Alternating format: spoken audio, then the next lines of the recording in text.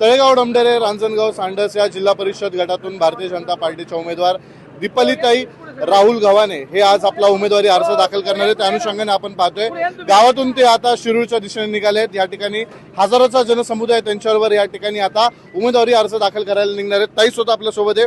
खरं तर अनेक दिवसांपासून तुम्ही प्रचारात फिरताय, घरोघरी जाताय, आज तो दिवस आलेला आहे, उमेदवारी अर्ज तुम्ही दाखल करताय, पक्षाने तुमच्यावर विश्वास दाखवलाय, काय सांगाल? नमस्कार। आज पक्षाने जो माझ्यावर विश्वास दाखवलाय त्याबद्दल मी भारतीय जनता पार्टीचे आभार व्यक्त करते।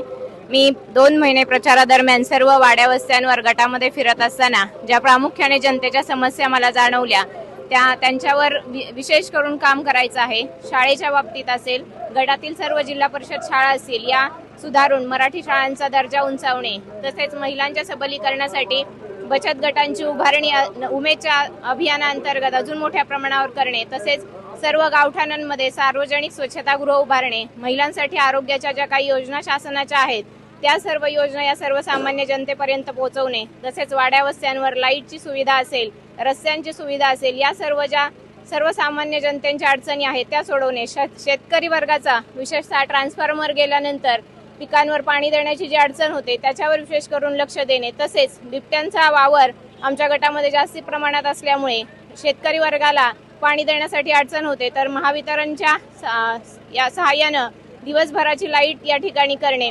तसेच खालच्या माझ्या गणामध्ये कांद्याचं उत्पादन शेतकऱ्यांचं जास्तीत जास्त आहे, मात्र योग्य मालाला भाव मिळत नाही, त्यावर अधिक काही उपाययोजना करता येतील माझ्याकडनं, या सर्व गोष्टींसाठी मी प्रयत्न करणार आहे। तसेच तरुणांसाठी रोजगार निर्मिती करणे आणि जो माझा युवा वर्ग आहे, जी संस्कारक्षम युवा पिढी आपल्याला घडवायची आहे, उद्याचा भारत देश जी पिढी घडवणार आहे त्या पिढीवर जास्तीत जास्त काम मी माझ्या पद्धतीने करण्याचा प्रयत्न करणार आहे। खरं तर राहुल दादांची पण खंबीर साथ तुमच्या मागे आहे। एकंदरीत आपण पाहतोय रोज तुम्ही फिरताय प्रचाराला, एकंदरीत कसा प्रतिसाद मिळतो या ठिकाणच्या मतदारांचा तुम्हाला?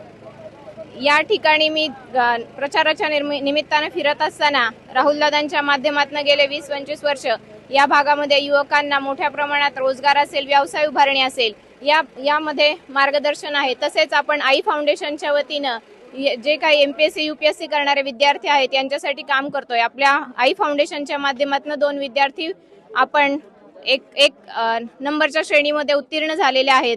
तसेच पर्यावरणाची आज देशाची, समाजाची आणि काळाची जी गरज आहे त्या पर्यावरण क्षेत्रामध्ये राहुलदादांच्या माध्यमातून मोठ्या प्रमाणामध्ये आपण वृक्ष लागवड केलेली आहे।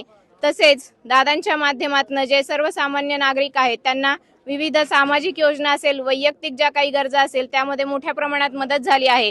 आजपर्यंत दादांनी कधी बोलून दाखवलं नाही की आज ही मदत मी या ठिकाणी केलेली आहे, पण मला अभिमान वाटतो या ठिकाणी की आज मी ज्या वेळी वाड्या वस्त्यांवर जात होते, गावामध्ये जात होते, त्यावेळी समोरून जनता सांगत होती की ताई आम्हाला या काळात अशा पद्धतीची दादांनी मदत केलेली आहे। म्हणजे जो माणूस करून दाखवणारा आहे तो सर्वात महत्त्वाचा आहे। तर आम्ही आधी केले आणि मग सांगितले अशा पद्धतीचा दादांचा स्वभाव असल्यामुळे निश्चितच दादांच्या ह्या पाठबळाचा मला खूप मोठा फायदा या ठिकाणी होणार आहे। काय विजयाचा विश्वास वाटतो? 7 तारखेचा निकाल काय असणार आहे?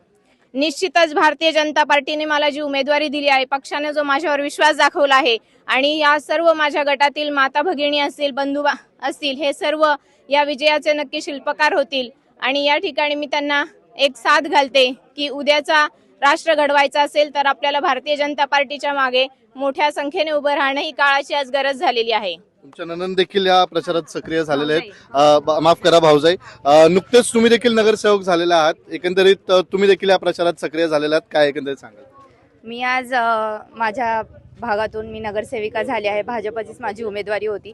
मी आज ननंद म्हणून पण आणि एक भारतीय जनता पार्टीची कार्यकर्ता म्हणून पण इथे ताईंमागे उभी आहे आणि आमच्या घरातही आम्हाला ताई ह्या आमच्या गुरु आहेत। आम्हाला अनेक समाजसेवेच्या झाल्या, राजकीय झाल्या शिकवणी ह्या राहुलदादांकडून आणि ताईंकडून मिळत असतात आमच्यासारख्या नवीन पिढीला। त्यामुळे आज ताईं पण च्या मागे आम्ही दोघंही, सुरेंद्रदादा पठारे झालं आणि मी, भक्कमपणे आम्ही उभे आहोत आणि येणाऱ्या काळात इथे जे काम होणार आहे त्याला आमच्या दोघांची ताईंना साथ असणार आहे। या ठिकाणचा उत्स्फूर्त प्रतिसाद पाहता काय तुम्हाला विजयाचा विश्वास वाटतो? 2-2.5 महिन्यांपासून ताई इथे फिरत आहेत, त्या त्याआधी 20 वर्ष झाले दादा इथे काम करत आहेत. आम्हाला अनेक माझ्या प्रचाराच्या वेळेसही अनेक लोक भेटत होते आणि ते ताईंच्या दादांच्या कामांबद्दल आम्हाला खूप चांगला असा एक प्रतिसाद सांगत होते. आम्हाला खूप कौतुक करत होते. त्यामुळे आम्हाला नक्कीच खूप चांगला प्रतिसाद आहे. प्रामाणिक चेहरा आहे. त्यामुळे मला माहिती आहे लोक नक्कीच त्यांना पाठिंबा देतील आणि त्यांच्यासोबत उभं राहतील.